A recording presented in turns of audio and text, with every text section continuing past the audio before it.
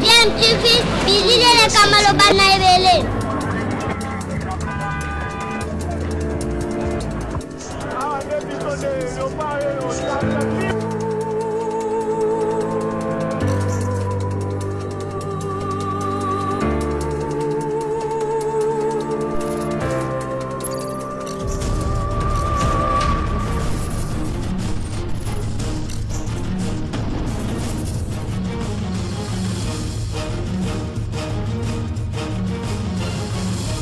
DMTV toujours en avant. Sur DMTV, bonjour ou bonsoir, tout dépend de l'heure à laquelle vous nous suivez. Tout plaisir est pour nous de vous retrouver et de savoir que vous êtes nombreux en train de suivre votre chaîne YouTube DMTV. DMTV qui vous propose l'actualité, mais nous vous proposons également des analyses et des réflexions sur des sujets d'actualité, des faits sociaux, tout simplement des réalités que nous observons ici chez nous en République démocratique du Congo. L'actualité reste dominée par l'assassinat de l'ambassadeur italien Luca Attanasio qui a été assassiné ensemble avec son garde du corps ainsi que le chauffeur du PAM. Ils allaient en tout cas en mission en RDC quittant ainsi Goma. Ils ont été surpris et attaqués par un groupe armé qui les avait fait arrêter. Ensuite, s'en est suivi des échanges de tirs et ça a abouti en tout cas à la mort de 3 parmi les membres de la délégation, dont l'ambassadeur italien Luca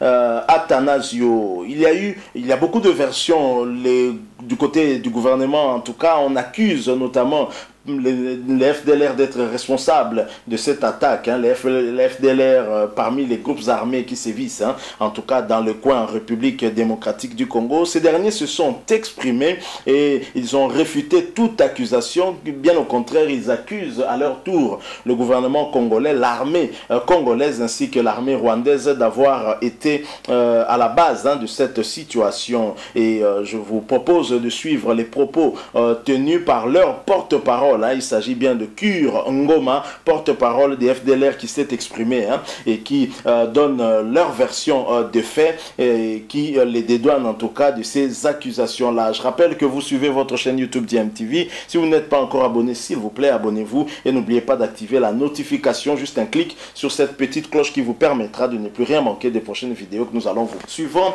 Cure Ngoma, porte-parole des FDLR, nous nous retrouvons tout de suite après.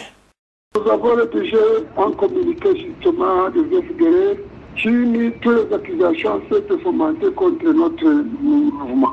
Oui, mais qu'est-ce qui prouve que ce n'est pas vous qui en êtes les auteurs? Donc, en fait, nous sommes vraiment loin de cette opération. Donc, nous sommes très loin même. L'incident a eu lieu exactement environ de Chibumba, niveau antenne entre Chibumba et Lubunda. Donc, l'opposition se trouve très loin en fait du meurtre. Et vous accusez par contre l'armée congolaise et l'armée rwandaise? Exactement. Donc en fait, pour nous demandons une enquête en fait internationale partielle pour justement de sauver en fait les auteurs. Vous citez l'armée rwandaise et l'armée congolaise. Qu'est-ce qui vous fait dire? Nous citons justement l'armée congolaise parce que justement l'État a eu tout près justement de libérer la position de FARDC jusqu'à ADN. Et l'armée rwandaise dans tout cela? Exactement. L'armée rwandaise se trouve dans cette région. Les infiltrés en provenance du Rwanda se multiplient du jour au lendemain. Donc nous avons témoigné ça et nous avons accusé ces infiltrations. Quand vous parlez de l'armée rwandaise, c'est sur les territoires congolais ou c'est sur les territoires rwandais?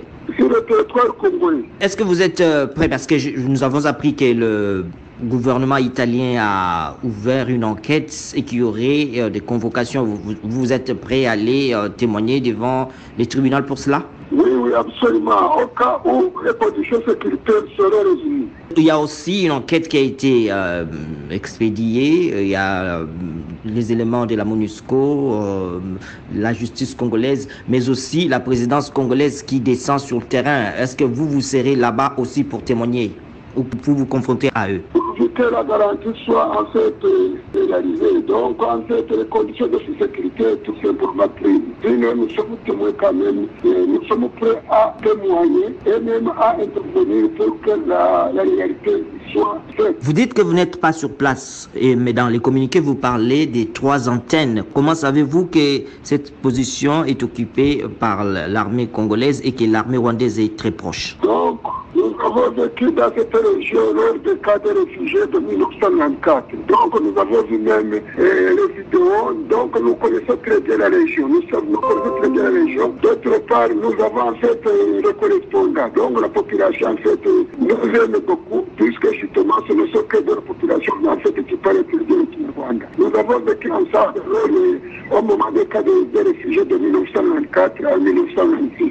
Le gouverneur du Nord Kivu a déclaré hier la nuit que les assaillants parlaient les Kinyarwanda. Le fait de parler les Kinyarwanda n'attribue exactement pas la faute aux FDLR. Je viens de vous dire que la région tout simplement est dirigée les rwandophones qui parlent très bien le Kinyarwanda. Voilà, nous sommes de retour. Vous venez de suivre là le porte-parole des FDLR, Kure Ngoma, qui s'est exprimé par rapport à la situation qui s'est passée hier avec l'assassinat de Luca Attanasio, ambassadeur italien ici en poste, en République démocratique du Congo. Vous le savez, il a été tué ensemble avec le chauffeur Mustapha Milambo, chauffeur du PAM, puisqu'il y avait 2 véhicules, et il a été tué également avec son garde du corps Vittorio Lacovaci. Et ces 3 personnes sont des victimes de cette attaque qu'il y a eu hier. Jusque-là encore, rien n'a été élucidé. On ne sait pas quel est le groupe armé qui a procédé à cette attaque. Vous l'avez vu, il y a eu des accusations contre les FDLR. C'est ce groupe armé composé des Rwandais qui avaient quitté leur pays en 1994 pour se réfugier ici, des militaires rwandais de l'époque, et qui ont constitué en tout cas un groupe armé qui sévit ici en République démocratique du Congo, qui n'a toujours pas été anéanti. Vous avez suivi leur porte-parole qui réfute toute accusation. Et dans l'entretemps, à en croire le gouvernement de la République démocratique du Congo, au travers le ministère de l'Intérieur, qui a affirmé que le ministère de l'Intérieur a affirmé exactement que les autorités provinciales n'avaient pas été informées de la présence de l'ambassadeur de l'Italie au Nord Kivu, ce qui explique le peu de dispositifs sécuritaires qui avaient été en tout cas mis à sa disposition avec son garde du corps qui malheureusement a été tué. C'est ce qu'a déclaré le ministère de l'Intérieur. Est-ce qu'il fallait que le ministère de l'Intérieur lui-même soit informé par l'ambassade, où il savait quand même que le diplomate se déplaçait, puisqu'on ne peut pas se déplacer de Kinshasa vers un autre coin du pays sans que les services appropriés du pays ne puissent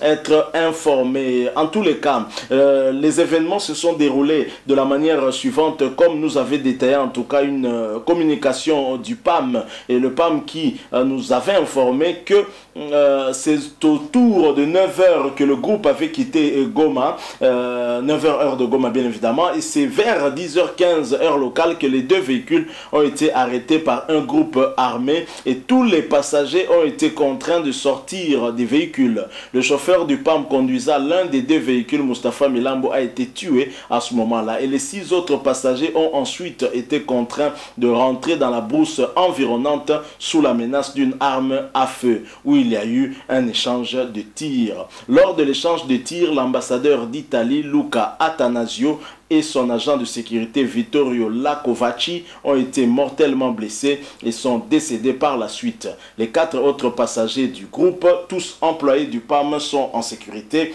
et pris en charge.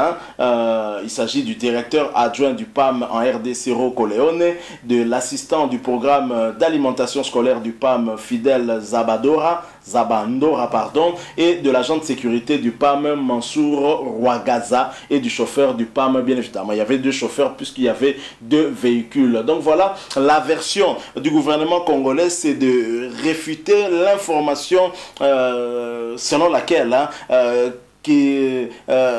que la République démocratique du Congo avait été informée, alors que on a ouï dire que la présidence de la République avait été en tout cas informée de cette situation. En tous les cas, en marge de ce qui s'est passé, le gouvernement congolais a pris des mesures, hein, notamment la première mesure, c'était après la réunion du Conseil de sécurité qu'a dirigé lui-même le chef de l'État Félix-Antoine Tshisekedi. Première décision, les ambassadeurs et autres responsables de représentation ne peuvent plus quitter Kinshasa pour l'intérieur sans en informer le chef de la diplomatie. Établir la sécurité dans des zones rouges. Voilà ce qui a été décidé. Mais dans l'entretemps, vivement qu'il y ait une enquête sérieuse, hein, enquête internationale neutre pour déterminer les responsabilités, hein, savoir qui est à la base de cette attaque et c'est quel groupe armé, hein, parce que là nous sommes en train de jouer un jeu de ping-pong où nous ne savons plus où se trouve la vérité finalement. Les FDLR qui avaient été accusés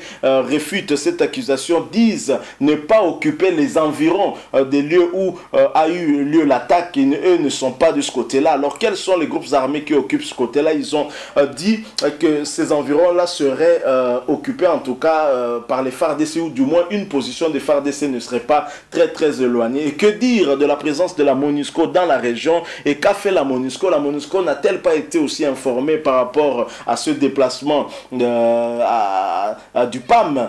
Ce sont des questions que nous sommes aussi en droit de nous poser. Nous pensons qu'une enquête sérieuse pourrait donner des réponses, hein, par rapport à tout ceci. Et les échanges de tirs, c'était entre qui et qui? On n'a pas eu aussi de suite par rapport à cela et c'est dommage. Voilà ce que nous avons voulu vous proposer. Nous sommes arrivés à la fin. Si vous avez aimé, en tout cas, laissez-nous un like, hein. Vous pouvez aussi réagir, hein, en nous laissant un commentaire. Dites-nous quel est votre point de vue. Votre opinion nous intéresse au plus haut point. Vous abonner à cette chaîne DMTV. N'oubliez pas d'activer la notification en cliquant sur cette petite cloche que vous allez voir apparaître, hein, dès que vous serez abonné. Elle vous permettra de ne plus rien manquer des prochaines vidéos que nous allons vous proposer. Encore une fois, merci à vous de nous avoir suivis. Nous espérons vous retrouver très prochainement avec un autre sujet d'actualité. En attendant, portez-vous bien. DMTV vous dit au revoir.